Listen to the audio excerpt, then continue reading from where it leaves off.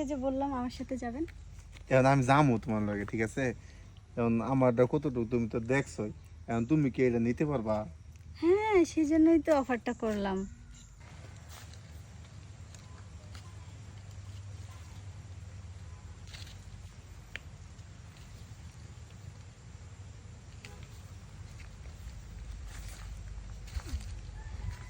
কি দেখলেন এটা?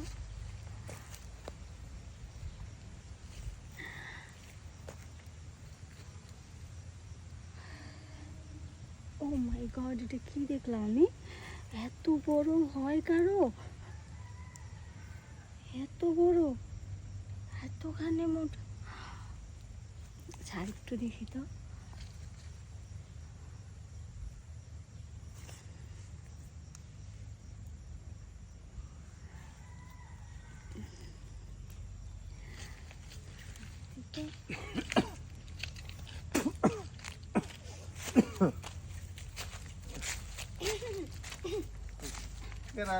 শুনবি না? হ্যাঁ ভাইয়া, ও, কোনে যাইতেছ? এই তো এদিক দিয়ে যাচ্ছিলাম। আপনি আর কি ওখানে ইয়া করতেছিলেন তো, তাই আর ওদিকে যাইনি। কি করবো, এই রাস্তা যাইবার লইছি, কইছিলাম যে কটা গরু আসার দিছি তো যাই নিয়ে আহি। এখন এ নিয়ে প্রস্তাব ধরছে, আর আমাকে তো পুরুষ মানুষ তো যেখানে সেখানে করতে পারি, হ্যাঁ, এলে কিন্তু প্রস্তাব করলাম। ওই তো ওই জন্য আর কি আমি আপনার সামনে যাইনি ওদিকে। ও, মানে এত বড় কিভাবে হয়? এত বড় মানে কি? না না, কিছু না, আসলে সেটাই ভাবতেছি, এত মোটা এত বড়। মানে আচ্ছা, তুমি কি দেখে আলাইছো? হ্যাঁ, হ্যাঁ, না না, তেমন কিছু দেখি নাই, ওই আর কি একটুখানি, ও, সেজন্যই তো আর সামনে যেতে পারি নাই। না তুমি এরকম ঘামতাছো কে? তুমি আমার কি দেখছো সত্যি করে কত? না, কিছু দেখিনি, আপনি তো ওখানে হিসু করতেছিলেন না, ওইটাই আর কি। সব বানাস তুমি যে এইখানে সময় এদিক দিয়ে আইবা, আমি আসলে কখনো ভাবিনি তো, এর লেগে আমি বইয়া পড়ছি।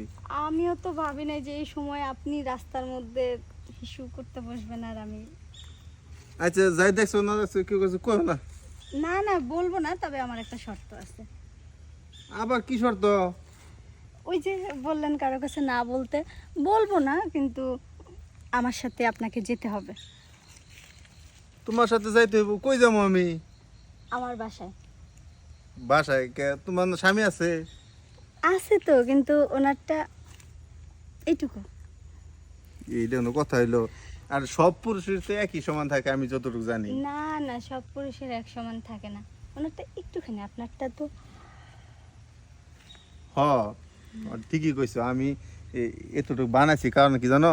আমি শুনছি যে পুরুষ মানুষ যে এটা যদি বড় না থাকে, এতটুকু না থাকে, তাহলে নাকি ঘরে বউরা সুখ পায় না।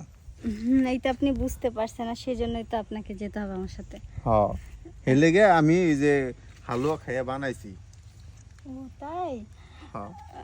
আচ্ছা ঠিক আছে, তাহলে কি আপনি যাবেন আমার বাসায়? কে? তুমি কি তোমার স্বামীর সুখ পাও না? তাই না তো, সেজন্যই তো লুকাই লুকাই আপনারটা দেখতেছিলাম। কি করবো, তোমার যে শরীর, তোমার শরীরে তো মনে হয় অনেক খিদা, এটা আমি তো দেখে বুঝতে পারতেছি। কিন্তু তোমার স্বামী যে পারে না, আসলে তো এটা অন্যায়। খুবই কষ্ট হয়, একদমই পারে না, একটুও সুখ দিতে পারে না। ওই জন্যই তো আমার বাসায় যদি আপনি যান তাহলে তো অনেক ভালো হবে। আসলে আপনি না সত্যি অসাধারণ, কি বলবো, আসলে বলার কোনো ভাষাই নেই। ও, আপনাকে দেখে না কেমন কেমন একটা ফিল হচ্ছে। কেমন কিছু চাইতেছে? হ্যাঁ, অনেক কিছুই তো চাচ্ছে মন। আমি শুনছি যে যারা নাকি যে মেয়ের কাছে গেলে মেয়ের যে সর্বোচ্চ সুখ দিতে পারে, ও তার নাকি চুল দেওয়া মাথার পায়ে যে পা পুছাই দেয়। দেয় তো, তুমি দাও না? তুমি দাও না? আমিও দেই, কিন্তু কাজ হয় না তো, ওই ও, জন্য তো। তাহলে আমি যাই গিয়া নাকি? না যাই মানে, আপনাকে যে বললাম আমার সাথে যাবেন। এখন আমি যাবো তোমার লগে, ঠিক আছে? এখন আমারটা কতটুকু তুমি তো দেখছোই, এখন তুমি কি এটা নিতে পারবা? হ্যাঁ, সেজন্যই তো অফারটা করলাম, চলেন। অনেক কষ্ট হবে করি। আরে সেটা আমি পরে দেখে নেব। আমি এই যে এদিকে গেছিলাম বুঝছো, ওই যে 300 টাকা এক জায়গায় গেছিলাম, মানে কেবল মাথা দিছি আর দিবার দিল না। ওগুলো বাদ, ওগুলো দিয়ে কাজ হবে না, আপনি আমার কাছে চলেন। এই যে আমি কিন্তু যখন শুরু করি শেষ না হলে কিন্তু ছাড়ি না। আচ্ছা ঠিক আছে, সবই হবে। তাহলে